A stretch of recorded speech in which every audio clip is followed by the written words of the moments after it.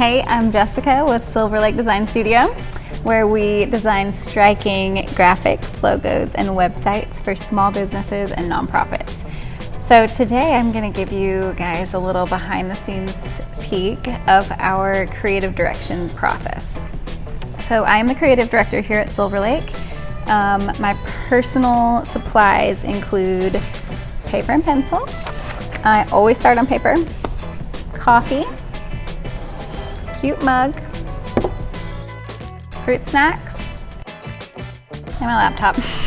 So anytime we get a project, be it website, logo, etc., I try to get the clients involved right out the gate.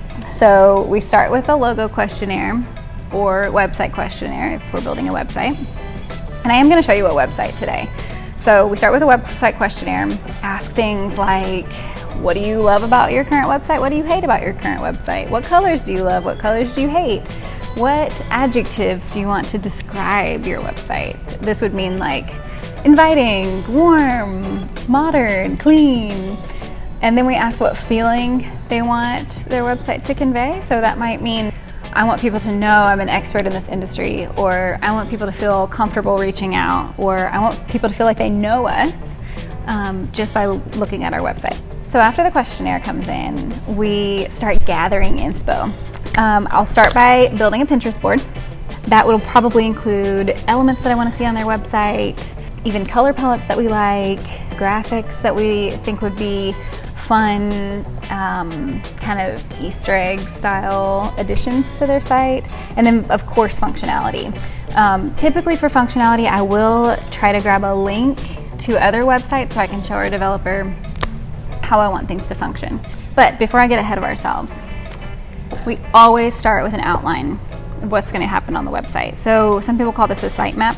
I'm pretty low tech in the beginning of any design project because I think that getting straight onto the computer might restrict you or hold you back from just freely thinking about what's possible. So starting on paper, make a checklist of everything I want to exist on the site. And then I start to organize all that information into things like this, like these style guides. These are technically wireframes, but I don't know if you web geniuses out there would call them that. I always wireframe on paper by hand. It's just the way my brain works. So this is how we start any website. Smiley faces mean pictures. Straight lines mean text. It's really high tech. And then I send these pictures to our graphic designer along with that Pinterest board and those inspo links. And he magically comes up with something that looks like this. On their homepage, I wanted to show a photo that really felt dark and held the weight of a homeless shelter in just one photo. We've got this header, help our neighbors get back on their feet, and just a quick call to action to donate.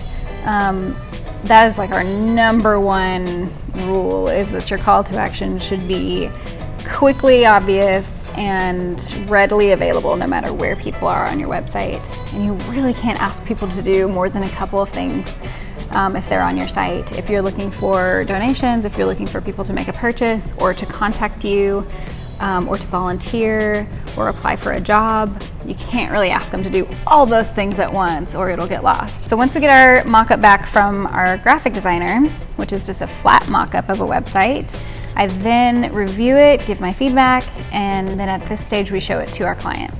And clients might say, we'd also like to add our staff, or we'd like to add a blog with this content, or we need a gallery on this page. We get a lot of feedback from our clients at that phase, and then we move on to building an actual live site. So this is where I'll go over the site with our developer, pull up again the inspo sites and talk about functionality, literally label every single part of the website that I want to have some kind of fun functionality.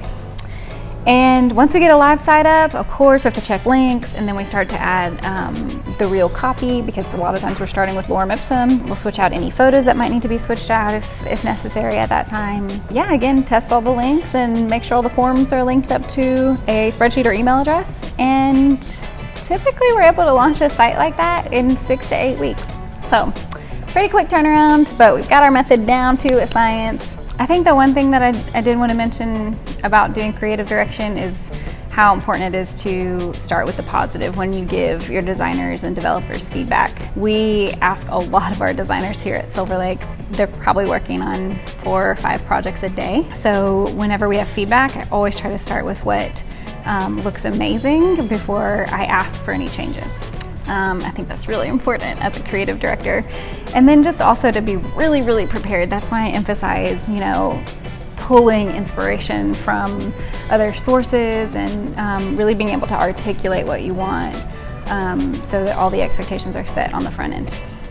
I hope all you creative directors out there have a successful design career. If you have anything to add, I'd love to hear it in the comments.